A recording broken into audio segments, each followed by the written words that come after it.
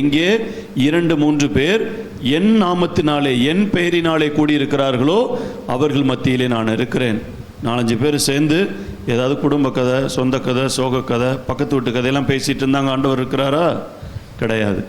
ஜெபம், ஆண்டவருடைய பெயரை மையப்படுத்தி ஜெபத்தினால் கூடியிருக்கிற நம்முடைய குடும்ப ஜெபமாக மரியாயின் சேனை, ஜெபக்குழு, அன்பியங்களிலே நாம் இணைந்து ஜெபிக்கிற பொழுது இறைவனுடைய பிரசன்னத்தை நாம் உணர முடிகிறது, சாட்சி சொல்ல முடிகிறது, நம்முடைய வாழ்க்கை மாறுகிறது. அதற்குத்தான் நம்முடைய திருச்சபையும் பங்குகளிலும் கூட நாம் அன்பியங்களுக்கு முக்கியத்துவம் கொடுக்கிறோம்.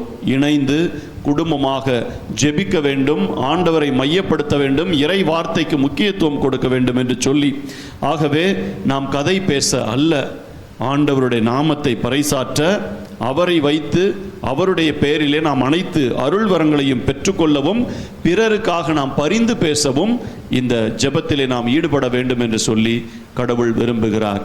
ஆகவே ஆண்டவருடைய நாமத்தை சொல்லி நாம் எந்த இடத்திலெல்லாம் கூடி ஜெபிக்கிறோமோ, அவரை பறைசாற்றுகிறோமோ, அவரை வாழ்த்தி வணங்கி போற்றி ஆராதித்து மகிமைப்படுத்துகிறோமோ, அந்த இடத்திலே அவர் பிரசன்னமாய் இருக்கிறார். நாம் கேட்கக்கூடிய வரங்களை நமக்கு பெற்றுத்தர வல்லவராயிருக்கிறார். அதற்குத்தான் குடும்ப ஜெபம் மிக மிக மிக மகத்தானது என்று எல்லா குருக்களுமே மக்களுக்கு அறிவுறுத்துவது.